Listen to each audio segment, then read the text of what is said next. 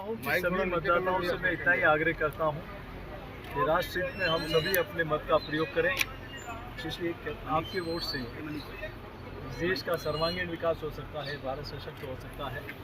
पिछले 10 वर्षों में जो जनता जनार्दन का आशीर्वाद रहा है, जो जन जन की भावनाएं दिख रही है, तो निश्चित रूप से इस बार भी फिर एक बार मोदी सरकार वही कल्पना लग रही है। और मैं सरकार का उत्साह सुबह से हर पोलिंग बूथ पर दिख रहा है, वो मैं सोचता हूँ कि लगभग 70% से ऊपर मतदान होगा। भाई साहब, ये चुनाव के जो प्रमुख मुद्दे हैं वो मोदी जी की गारंटी पे चुनाव लड़ रहे हैं, लेकिन जो विपक्षी दल है वो लगातार एक ही बात कह रहा है कि ना तो हैट्रिक राजस्थान में होगी और ना 400 पार हो पाएगा। आपको लगता है जो इंडी गठबंधन बना है वो ऐसा कुछ कमाल भी कर सकता है? मुझे लगता है कोई भी राजनीतिक दल अपने जीतने की बजाय कि उनको इतने प्रचंड बहुमत से थोड़ा सा कम मिलेगा उसी में खुश है।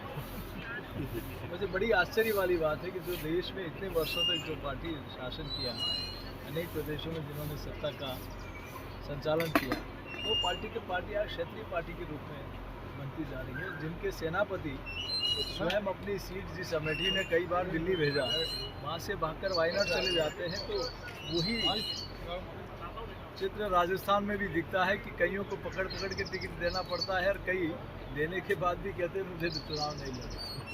तो जिसका सेनापति ही भग जाए डर से, तो उसकी जनता उन पर विश्वास नहीं करेगी। मैं सोचता हूँ कि कांग्रेस पार्टी की सोच इतनी है कि हम 400 से एक सीट कम आ जाएगी तो उसी में खुश है, तो वो अपने लिए नहीं लग रहे। और मोदी जी को क्यों रोकना चाहते हैं? क्या धारा 370 हटना गलत था? क्या प्रभु श्री राम मंदिर बनना गलत था? कि किसी गरीब का मकान बनना, शौचालय बनना, गैस का कनेक्शन होना गलत था? जनधन का खाता होना गलत था? हर घर में पीने का शुद्ध पानी पहुँचे ये गलत था? किसान को किसान सम्मान निधि मिले गलत था? लेकिन कोई जवाब नहीं है। आज भारत की अर्थव्यवस्था दुनिया की टॉप 5 में पहुंच गई और आने वाले दिन में टॉप 3 में पहुंचेगी। कोई तो बताए कि क्या गलती है? उनके पास कहने को कुछ नहीं है, लेकिन सिर्फ मोदी जी को रोकना है। लेकिन मोदी जी के साथ देश की 140 करोड़ लोगों का। जोशी जी, आपने एक बयान दिया था, हम बोलेगा इसका विरोध हुआ है? उनके वंशज तो बोल रहे हैं, बाकी लोगों को तकलीफ क्यों हो रही है? उनके वंशज के लोग बोल रहे हैं रामराज की कल्पना हम लोग कर रहे हैं, इसमें कांग्रेस के लोगों को तकलीफ किस बात की है? जब वो प्रधानमंत्री की कुर्सी के लिए भारत माता के टुकड़े करा दे वो ठीक है, धर्म के आधार पर करा दे वो। ये अल्पसंख्यक और बहुसंख्यक कौन लेके आया देश में? इसने कहा कि माइनॉरिटी का पहला देश के संसाधनों पर है। लेकिन मोदी जी ने 140 करोड़ लोगों को अपने देश का परिवार का सदस्य मानकर उनकी सेवा करने का था। कांग्रेस ने हमेशा से जातिवाद, क्षेत्रवाद, पंथवाद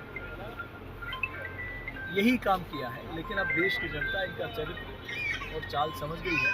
अब इनके कहने में, इनके बहकाव में नहीं आता।